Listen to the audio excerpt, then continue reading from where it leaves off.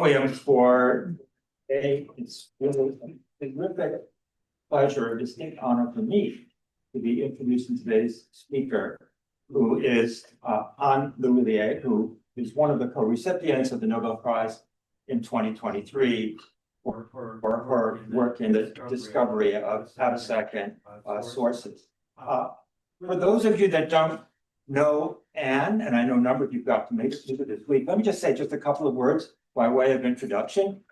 You will discover immediately that she is originally from France, although she's lived for many, many years in Sweden. So her undergraduate degree was from École Normale and in Paris, and her graduate degree was from Pierre and Marie Curie, but she did her work in CEA Saclay, south of Paris, and that graduate work was in strong field physics, which was the work that later led to the discoveries. And that's when I first met her. First met her when she was a graduate student back in 1986. Was tremendously impressed, got to tour her lab. Shortly after that, she wrote her thesis and sent me a copy, which I've always kept close to me. So here it is.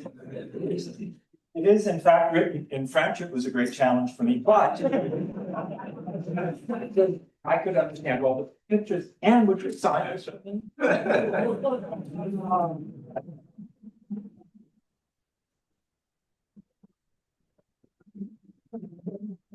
Sure. I've been waiting 40 years for this. The year after her graduation, she remained at CEA as a staff member, and that's when she discovered that strong field physics also results in the creation of vacuum ultraviolet radiation. Later, over the ensuing years, continued to work on this, discovered that these were trains of attosecond pulses, and this is a topic for which she was given the Nobel Prize, but also this is pretty much what she'll be talking about here today. I want to just point out that she's been a tremendous boon to our community and to the whole physics community. She's a member of many of the international different countries' royal societies, including the Swedish Academy and the National Academy of Sciences here in the US as an international member.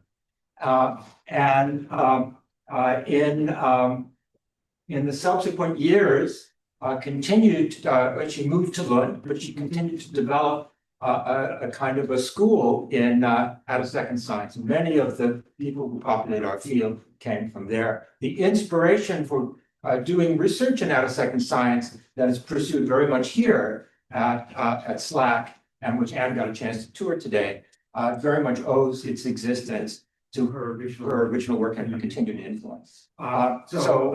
Please welcome Anne.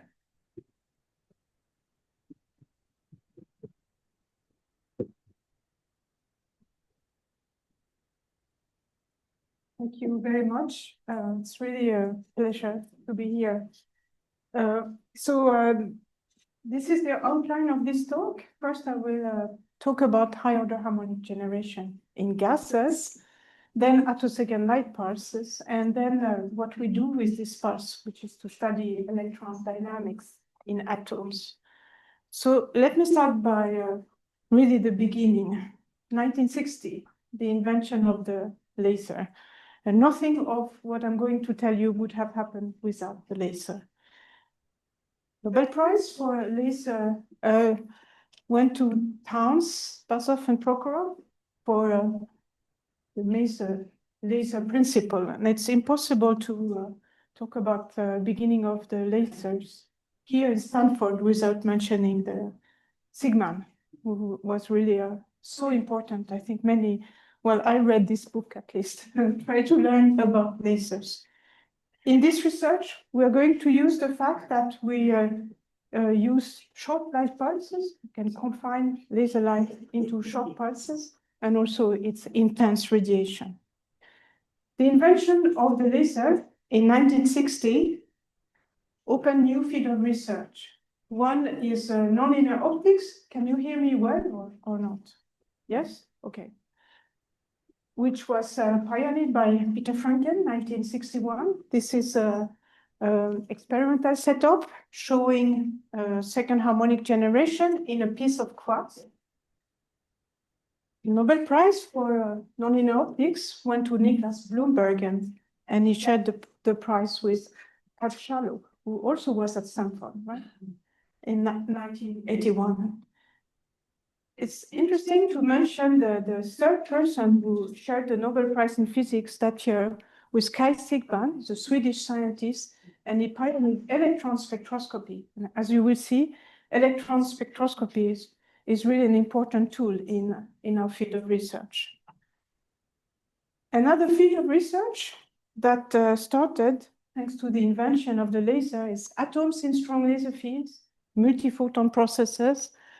I would like to say that actually multiphoton processes were predicted theoretically by Maria Oppertmeier already in 1931 as an exercise in newly discovered quantum mechanics. In the 60s, Russian scientists studied the multiphoton ionization processes. In 1971, Pierre Agostini and co-workers discovered above threshold ionization, where atoms absorb more photons than what is needed to be ionized, and you detect these processes by looking at the energy of the electrons. And this became the main subject of this field during the 80s. In particular, I would like to mention really work by our chairman, Phil Buxbaum, and Rick Freeman, and at Bell Labs and other places in the 80s. My own thesis work, where is my book? Would you like? No. Was about multiple ionization of atoms by multiphoton absorption. At that point, we thought that in these processes, atoms can be ionized, but they can be also excited. Ions can be excited. It would be interesting to learn about these excited species by looking at the fluorescence emitted by atoms or ions. So we set up an experiment. So this is at the Commissariat Énergie Atomique, close to Paris, in France. Actually looking like the setup I showed you for second harmonic generation. We send a laser pulse into a gas of atoms and we detect the radiation. This is how the laser that we used, was neodymium YAG, 40 picosecond pulse durations. It's very long. It actually looks quite old when you look at this picture. And this is the experimental setup that we used. The laser is coming from the right. We have a lens here. This is a vacuum chamber. We actually looked into two directions. We were really looking for fluorescence in perpendicular direction and the direction of the laser. So in here you have a grating and then a detector similar on that side. You can notice that we detect the signal using a printer that you see here. This is old time again. The pen was, of course, coupled to to our detector, and then we were rotating the grating manually, and the paper was following the rotation of the grating. We didn't see any fluorescence, and we only see a light emitted along the laser propagation axis, and actually in a rather narrow cone. What we saw was high order harmonic generation, as shown here in argon. You see here generation of odd order harmonics from 13 to 31. Only odd order. This is due to the symmetry of the interaction, which gives the even orders. If you plot the distribution of these harmonics, you get this plateau behavior ending up with a cutoff. And I would like to say that this is really the plateau behavior that was the most interesting aspect of these results.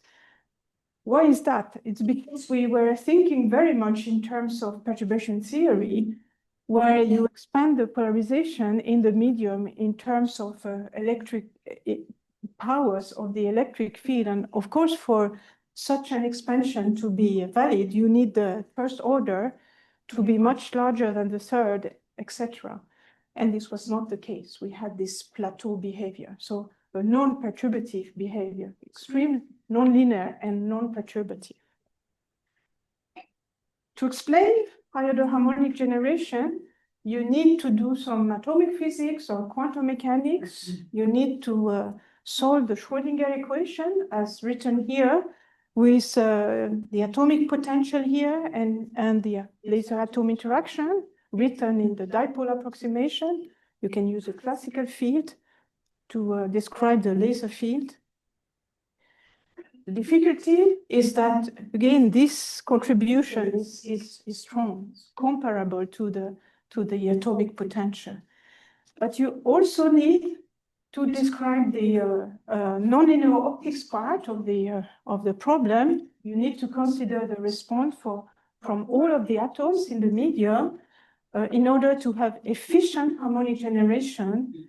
The atoms in the medium must emit in phase. This is described by Maxwell's equation, which can be simplified to a wave equation like here, where the field is generated due to the polarization in the medium.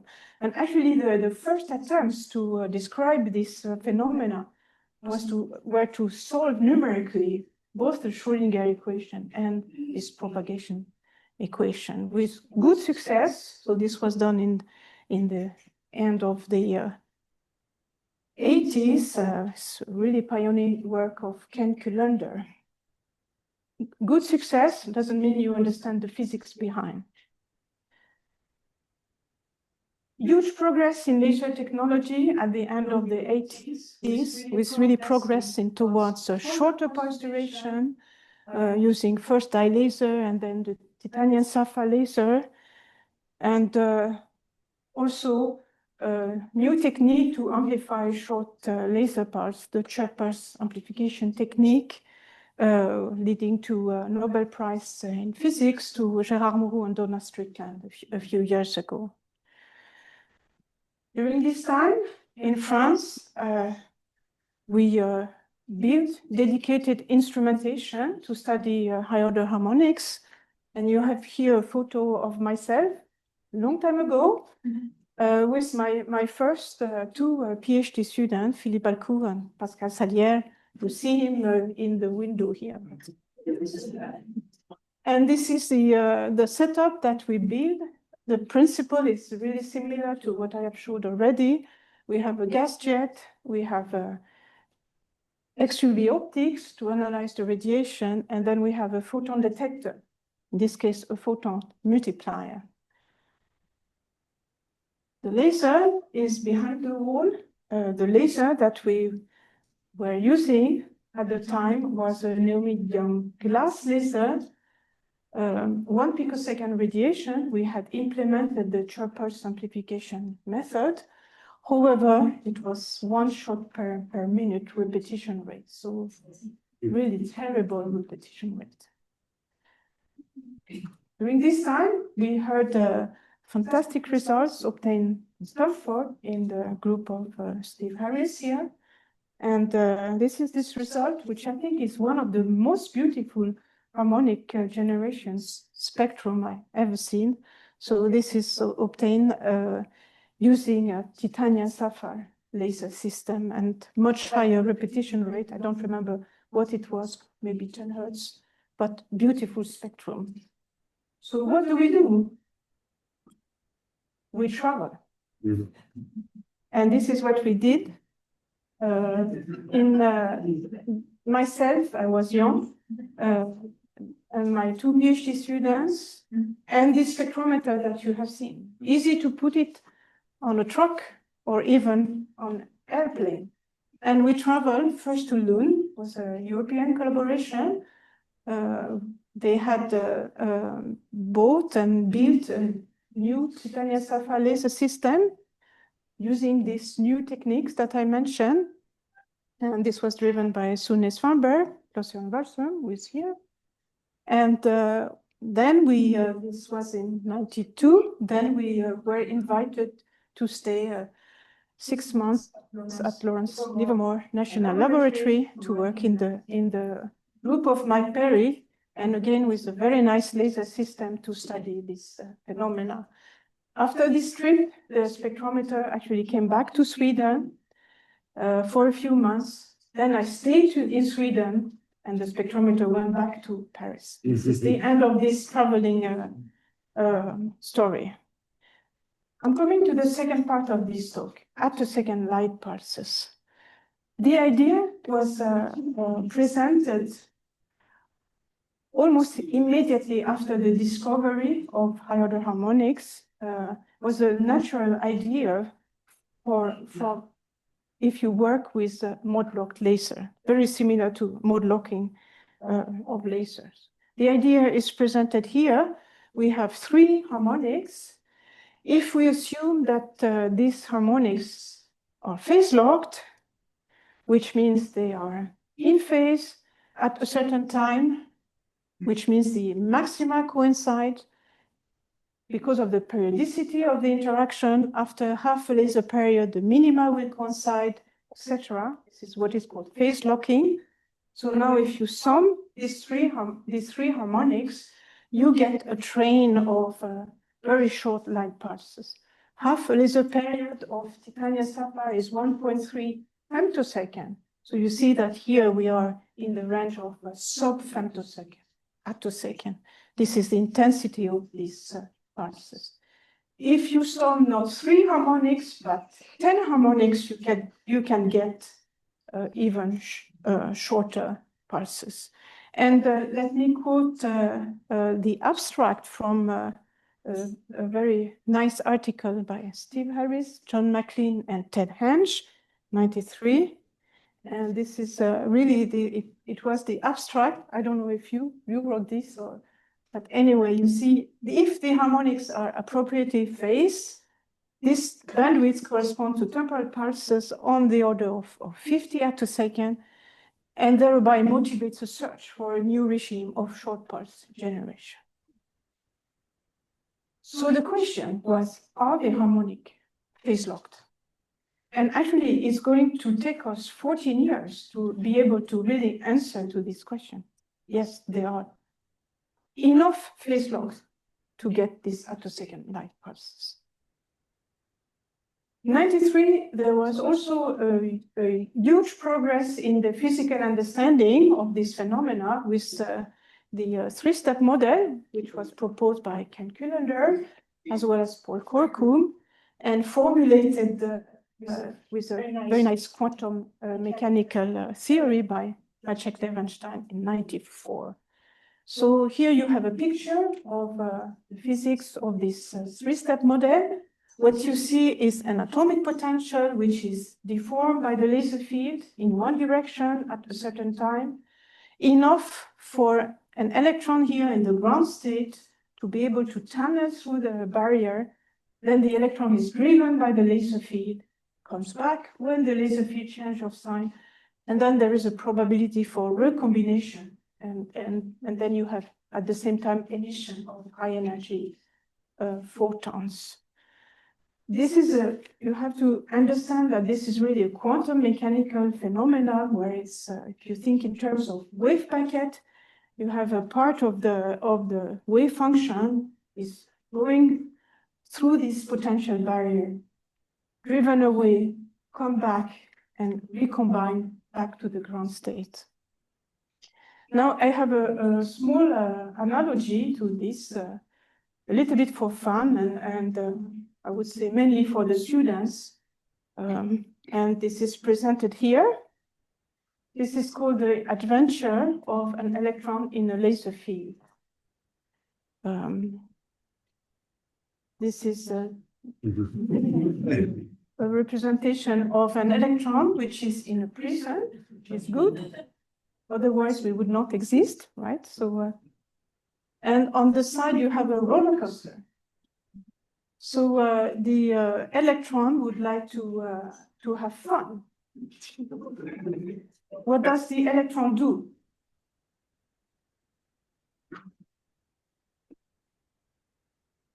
I think I heard the answer, so yes, the electron tunnels. Yes.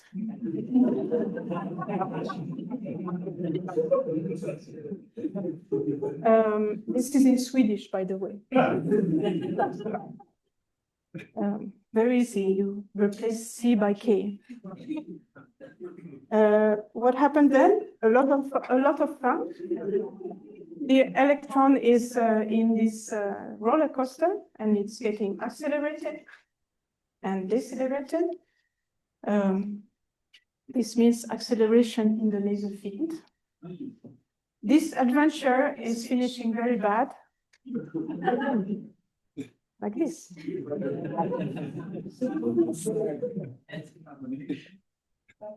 The electron is meeting on its way the open prison, and it's falling in the prison and liberating its energy by a screen. And this is our attosecond light pulse. End of the story. Phil, have you seen that before or not? So going back to more serious talk, if you look at the different electron trajectories that are possible, you see that the electron comes back with different kinetic energy at almost at the same time, not really, but enough to get a short attosecond light pulse. In the frequency domain, you have a broad spectrum with this plateau behavior. So the plateau behavior is really related to these electron trajectories and to the fact that the probabilities for the different trajectories are very similar. The next half laser period is on the other side, lead to attosecond pulse with the opposite sign. And in the frequency domain, we get a modulation of the spectrum at frequency to omega, where omega is the laser frequency. And this is repeated many times, depending on the pulse duration of your laser. And in the frequency domain, you get your spectrum of high-order harmonics. So you see how we have explained the phenomena of high-order harmonic generation actually in the time domain with this emitting attosecond pulses, leading in the frequency domain to this frequency combo of high-order harmonics. The mathematics here is very similar to what you do when you look at diffractions through multiple slits, leading in the far field to interferences. Here we have temporal slits leading in the frequency domain to interferences. Now let me say a few words about phase matching. What you want to have in order to phase match radiation, you would like that the phase velocity of the field which is being generated is equal to the phase velocity of the field driving the process. So in other words, you want these refractive indices to be equal. So let's look at the refractive indices very generally as a function of frequency. For the near infrared or visible frequencies, the refractive index is larger than 1, while in the extreme ultraviolet region of these high harmonics, it's less than 1. So this means that phase matching is not achieved. Fortunately, there are also electrons that are being emitted and do not come back, so contribute to the ionization of the medium. And thanks to the presence of these free electrons, you get an additional term here for the refractive index at the fundamental frequency. It goes down below 1, and you achieve phase matching for a degree of ionization, which is typically a few percent. It's not 100%, it's just a few percent. So this means that there is a window where you have this phenomena. The intensity needs to be high to produce, to have this strong atomic response, but not too high in order to not to ruin phase matching. Let me just say, I will come back to that in a few minutes, that in addition, you have influence of focusing of the laser and of the electron trajectory.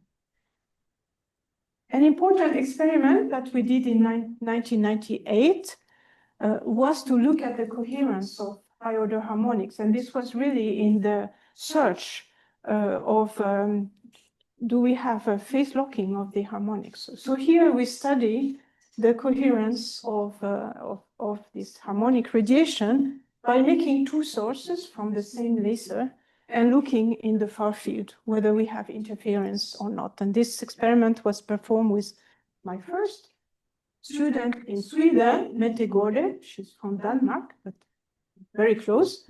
Ted Hensch and Marco Bellini, myself, also Klaus Jöran. And this is what we saw. This is for harmonic 15. When the two sources here are synchronized, you see that we see very nice interference pattern and also two contributions, a collimated radiation and more divergent part. If we delay one of the sources here, you see that we lose the interference pattern for the outer part.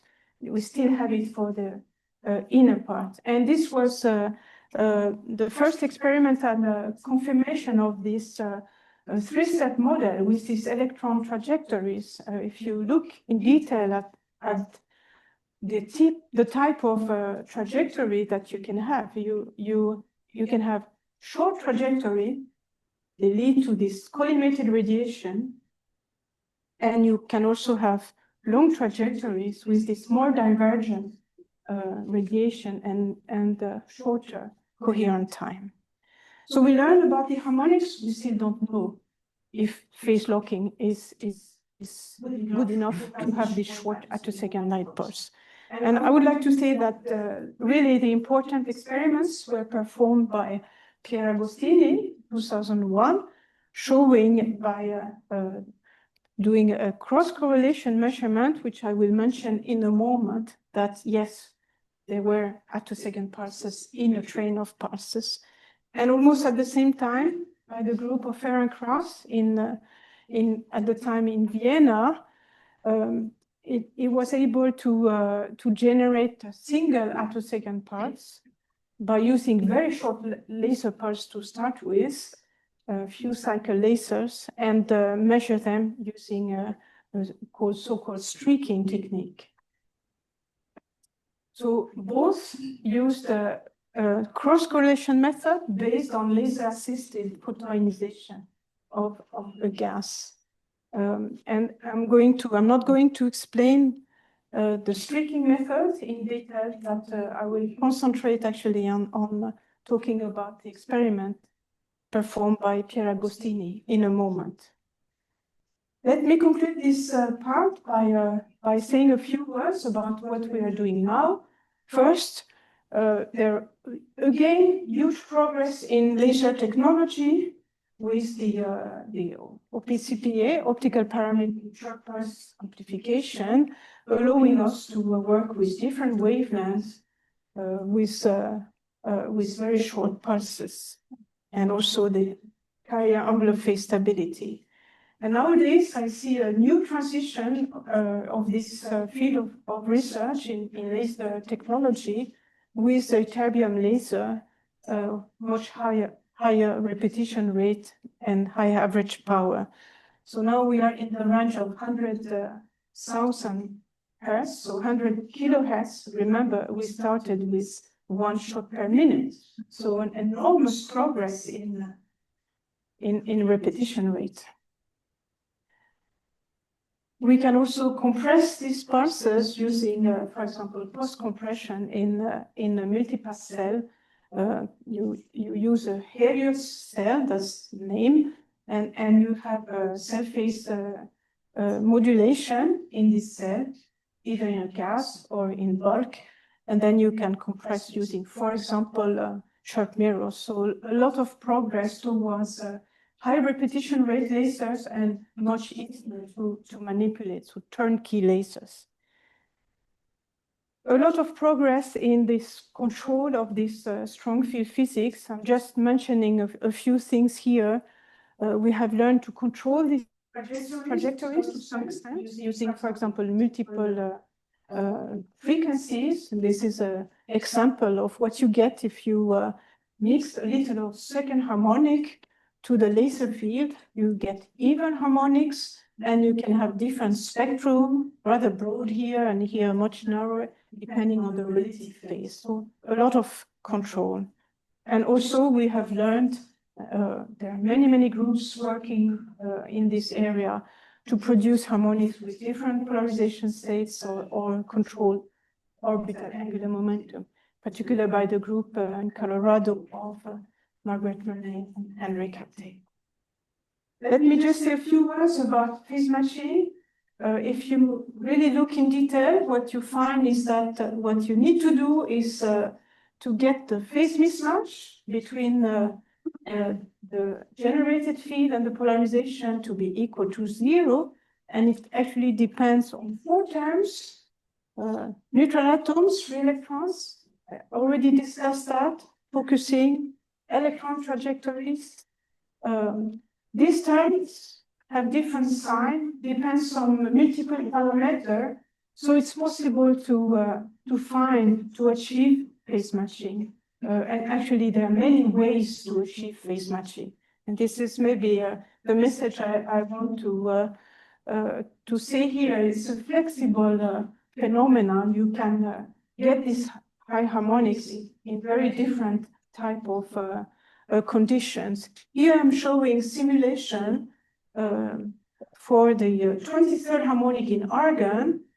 So this is the conversion efficiency in color as a function of pressure and length.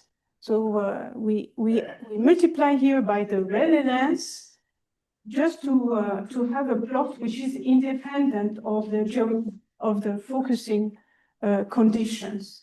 So you see that we can achieve a high conversion efficiency over a wide range of pressure and length. There is not a best pressure length condition. It's an hyperbolic behavior, which means you can achieve good conversion efficiency.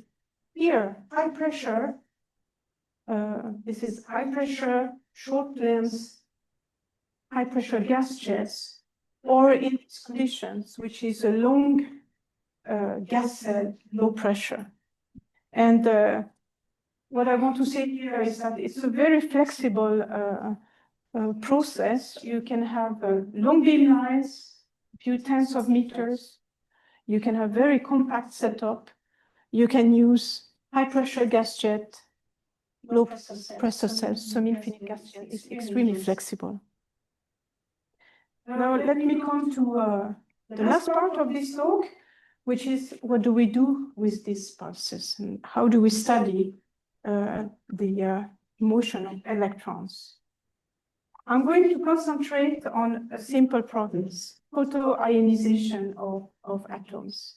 Okay, the process by which absorption of light with enough photon energy leads to emission of electron. So when Einstein explained the photoionization or the photoelectric effect, he was concentrating on the property of light to explain the effect. And they used the newly discovered concept of photon discovered by Max Planck. Now, what we do is we concentrate on the photoelectron. Probably you think of this photoelectron as a particle going away and you detect it. You detect the energy or momentum. But actually what we can do with our Attosecond pulse technique is measure the wave property of the photoelectron or even quantum properties of the photoelectron. How do we do that? We ionize a gas with our Attosecond pulse train in the frequency domain. Remember, it's a comb of odd order harmonics. If we do that, we detect electrons at different energies. We do not get any temporal or phase information. So what we need to have is a probe field, and we use a fraction of the laser used to generate harmonics. So in the time domain, it's an optical wave like this. So the addition of this laser field leads to two photon processes leading to sideband peaks in the photoelectron spectrum. The sideband here can be reached by different quantum paths, by two quantum paths, absorption of this harmonic plus one laser photon, or the next harmonic and then stimulated emission of one laser photon. So you reach these sideband peaks by two quantum paths, you have a quantum interferometer. And the probability depends on the sum of the amplitudes square. So it's going to depend on the relative phase of the two quantum paths. Now, this is an interferometer. We would like to have something that varies. And what we vary is the delay between the probe field and the train of Attosecond. This technique has been demonstrated by Pierre Agostini and his group and called reconstruction of Attosecond beating by interference of two photon transition or rapid. Why rapid? Because we follow the habit of the ultra-fast laser community to call by animal names diagnostic method. And as you will see, this technique has been used in the first place to measure the duration of Attosecond pulses in the train. How do we do that? Well, we need an optical interferometer, which in our case is a Mach-Zehnder type of interferometer, where in one arm you have the generation of high-order harmonics, the time domain. This is our Attosecond pulse train, and we remove the fundamental feed here with a metallic filter. And then in the other arm, we have the probe field with a variable delay.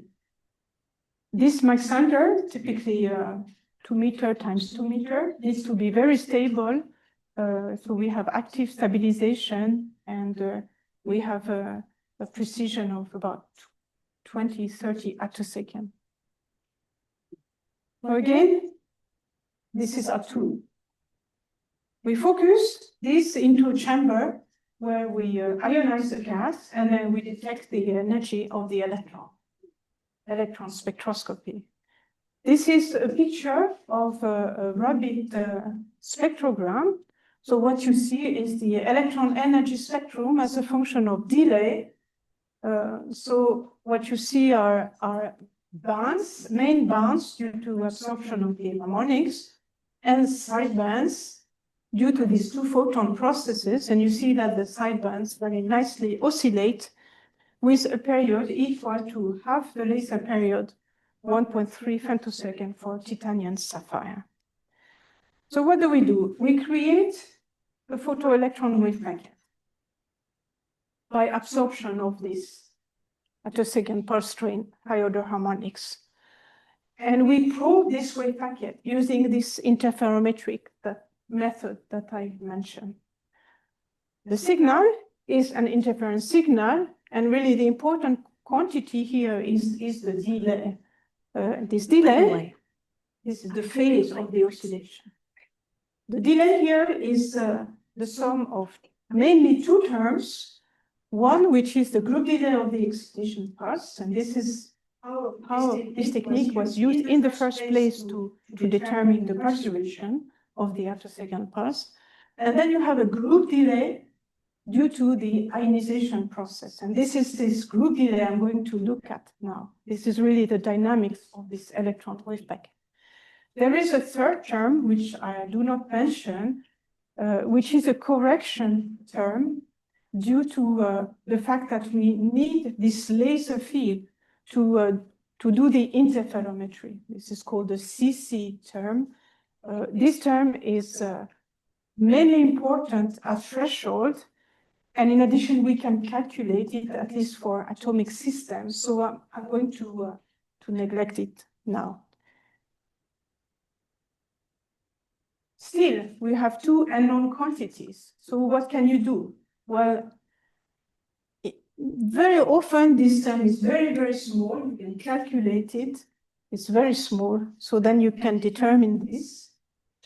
You can also take the difference between different processes and or calculate this term. So we calibrate our measurements. What is the interpretation of this group delay due to ionization? It's actually a concept that was introduced by Eugen Wigner already in 1955, and as a derivative of the scattering phase in the scattering process. So the physical interpretation is the time it takes for the electron to propagate out of the potential. So let me show you two examples. One is photoionization of xenon in the 4D shell. This is a cross-section measurement, actually a very old measurement performed using spectral lamps. What you see is a beautiful resonance that peaked at 100 eV, which is called the giant dipole resonance and interpreted in terms of collective effects of the electrons in the 4D shell. So we would like to study dynamics of the photoionization. So we would like to describe this process in the time domain. How do we go from frequency to time? Fourier transform. What are we missing? The phase or the phase derivative, the group delay. And this is precisely what we can measure using our techniques. So this is a measurement of the delay of the wave packet for the 3/2 electron. Here we calibrate our measurement by doing a measurement at the same time in neon. And in this case, this contribution is very, very small. We can calculate it. And this allows us to eliminate the influence of the excitation pulse. So what do you see? You see a positive delay here in this region, which we think is due to this giant dipole resonance and show a certain trapping of the electron as it is ionized. And then there is a larger delay at the threshold of this 4D ionization, which we interpret as due to the spin-orbit interaction, probably some spin flip mechanism at threshold. Let me show you another example. This is really recent results. So first I show you the cross-section of argon, the 3s shell in the region of a Cooper minima. This is where the cross-section is becoming very, very small. And this is the description of the experimental results that you see here was actually a success of many body perturbation theory in the 70s, in particular by Amusia and co-workers with the technique called random phase approximation with exchange. And this method include correlation effect between two ionization channels, 3s and 3p correlation effect. Now let's look at these delay measurements. This is a recent result performed by a group in China. So what you see here is, so what we measure is the difference between these time delays from the 3s shell and 3p shell in argon. And what you see is that the experiment really go down very much up, while the prediction of this random phase approximation with exchange theory is completely opposite, predicting a very large delay in the region of the Cooper minima. So what do we have? First of all, let me say that in this region, we are strongly influenced by 3s ionization. We can neglect the effects of 3p ionization, while what we have here is mostly due to 3p ionization. So let's concentrate on this result at 40 eV. So the experiments show strong negative delay, while the theory shows strong positive delay. So the red curve here is a recent theoretical calculation adding correlation effects and adding shake-up channels where 3p electron is excited, another 3p electron is ionized. So the interaction of this channel with this channel. So we add correlation effect and we recover the experimental measurements. So thanks to this measurement, we have been able to tell the theorists, you need to refine your theory. What you thought was wrong in the 70s is maybe not enough. You need to add some correlation effects to really describe this phenomena. You can notice that the two theories really predict very different electron dynamics. In the blue case, we have a strong trapping of the electron, while in this red case, in the experimental case, the electron is pushed out of the atom thanks to this correlation effect.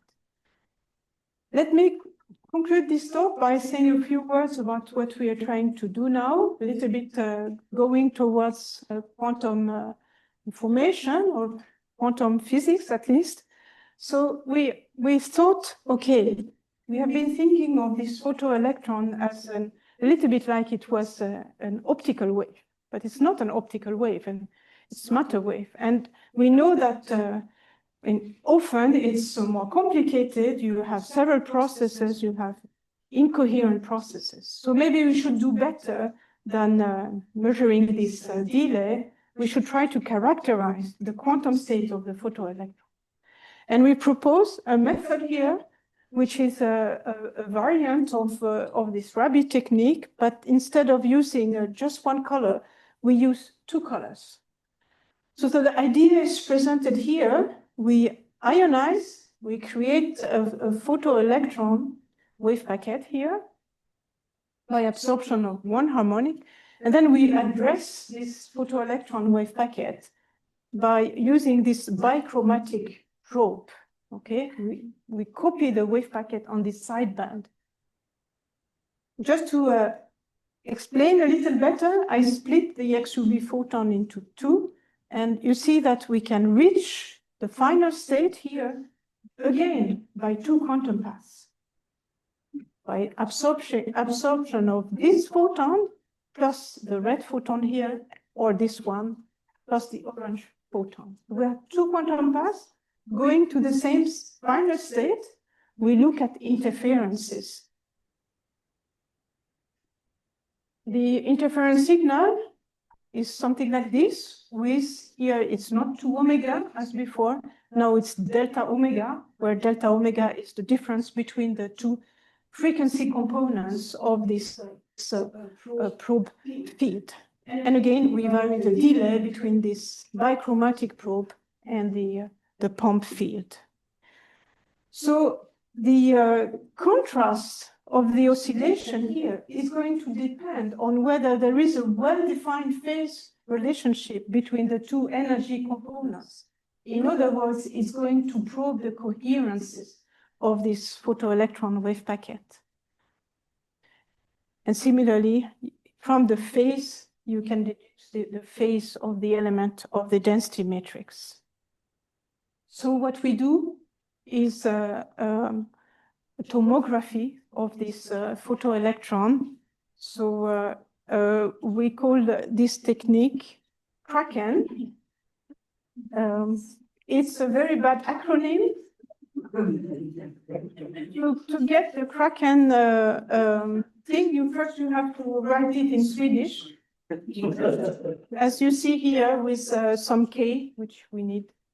And anyway, this is not my invention. It's the PhD student working on this on this field, and when he found Kraken, it was going to be Kraken. This is the oscillation that we get for different bichromatic probe frequencies. So we vary in order to make this tomography. We need to vary the difference between omega-1 and omega-2. And here you have several measurements. And from each of the measurements, we can deduce a subdiagonal of the density matrix. So density matrix is in energy and energy, and the diagonal is here. And from these measurements, we can deduce this subdiagonal. We can also get the diagonal, and then this by symmetry. So from this measurement, we do a fit. Actually, we do something better. We do a little bit of artificial intelligence method. We do a Bayesian optimization procedure, talking to friends working in quantum information. And this is a reconstructed density matrix in helium. So in this case, there's no big surprise. We ionize in a flat continuum. There is a single channel, and the purity that we can calculate is almost equal to 1. But we do the same measurement in argon, also in a region without any resonance. We get something which is not round, which is oval. And this is the density matrix of a mixed state. So this is due to actually the spin-orbit interaction in argon. The ion can be left into two different spin-orbit states, P1 and P3. So when we ionize argon, we produce an entangled state, ion-electron entangled state. We only measure the electron, so we measure reduced density matrix. We lose information, and this is why we get this oval form with a purity equal to 0.65. So if the two electron distribution were not overlapping at all, we would be in the maximal entangled state, which means that if you detect an electron with a certain energy, you know the state of the ion. We have a little overlap of the two energy distribution, and so we are not exactly in this case. If you measure an electron here in the overlap region, that you don't know what is the state of the ions. So I think it's a very interesting development, and we would like to refine our experimental technique and to try on different systems. So to conclude, I think attosecond science is a very, very open field at the moment. It goes into many directions. It goes into complex system, chemistry, condensed matter. There are some application in industry, and there is this very interesting interface with quantum information, which I think is very interesting. Also, there is a new source of attosecond sources, pulses, which is the free electron laser with really complementary properties. They are in the X-rays and much higher energy per pulse than we can produce via high-order harmonic generation. And today I had the pleasure to visit LCLS for the first time, where they told me that they had stopped the accelerator just for me. So I could go into the tunnel. This was really exciting, and I really would like to thank the chairman and also James Cryant and Ago Mallory for fantastic visit, and really I wish you good luck with doing great attosecond science with this pulse. So let me also acknowledge my research group. What I told you has been teamwork during many years, and teamwork and collaboration. This is the present group in Lund with senior people listed here. Also in collaboration with theorists, and of course I need to acknowledge organization financing this research, and I would like to thank you, Stanford, for today and for very nice collaboration during many years. So thank you.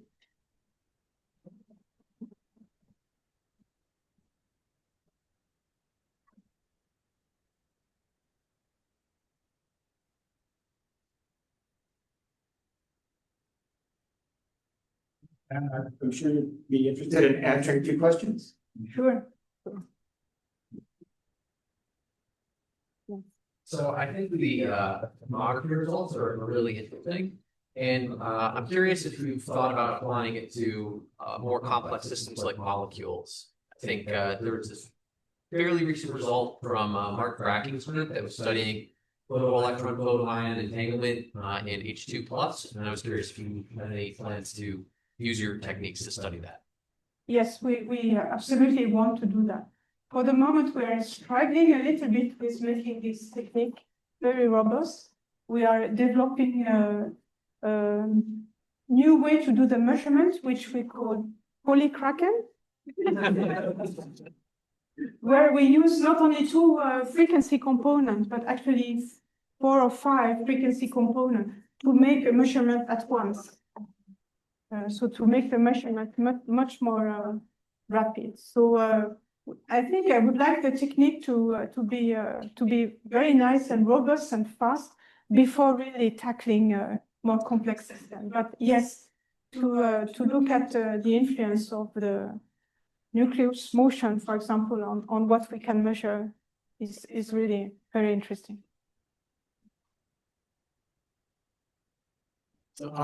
Thanks for the nice talk. So to study the electromagnetic, you have your original combinator generated the high harmonic using ionization. And then use your high harmonic to ionize your sample.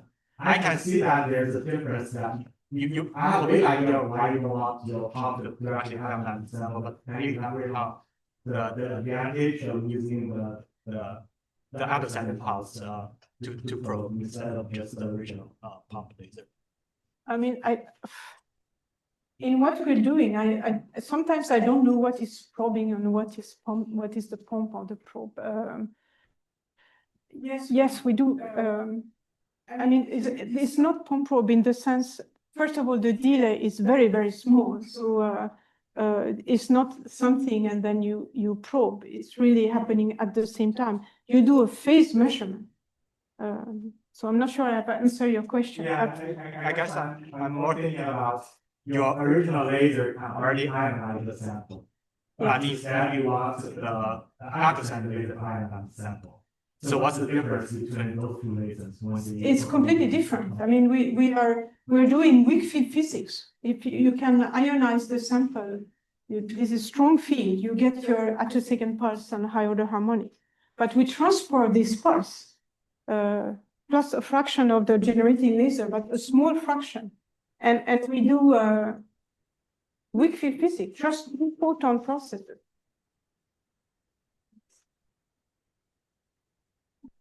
Thanks for this really nice talk. I'm curious about how you use attosecond pulses in, I don't know, say timing, for example. Like, is there some way in which you use clocks or clock synchronization or something like that? This is a good question. Of course, there is a relation between what we are doing and the work with, for example, the frequency comps. There is a lot of analogy with that. I think what has not really been done yet is to have this XUV frequency comp to take this technology, to take the frequency comp technology to the XUV. That has not a young yet tried. It's working like this, but this I think there is. I would like to see it sometime, and then it can really help. I think for the atomic clock, but I'm not specialist. I don't know if. Yeah. Is this the end? Can you go faster? Does it make sense to go faster? Yeah. First, I don't think this is the end. I can say that the record at the moment is 19 attosecond. I think you can go faster. You can. We know how to make very broad plateaus. How to make them in phase enough is more difficult, but it's more a technological problem than anything else. So it's not fundamental. My second answer to this question is we are not so interested to do that anymore because we have I mean, we do applications, and what I showed you, for example, now I'm going to say something which is a little bit tough, but in our time delay measurements, what matters is not the perturbation of the attosecond pulse, it's the stability of the interferometer and the reproducibility of the waveform. This is what it matters. We don't care about the pulse duration.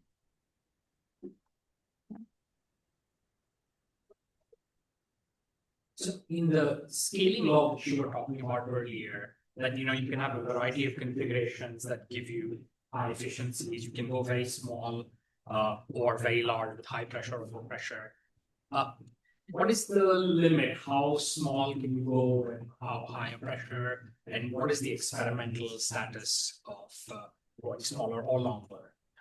I mean, I can answer many things here, but well, first of all, I would like to say that this is still research.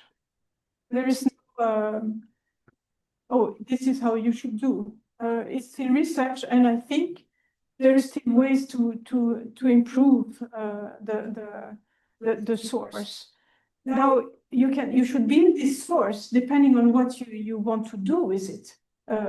So if you want to have high energy per pulse, you should have this long beamline and start with high energy but I think the going towards this high energy has a little bit the interest has decreased because of the free electron new sources. Then you can build very compact setup, and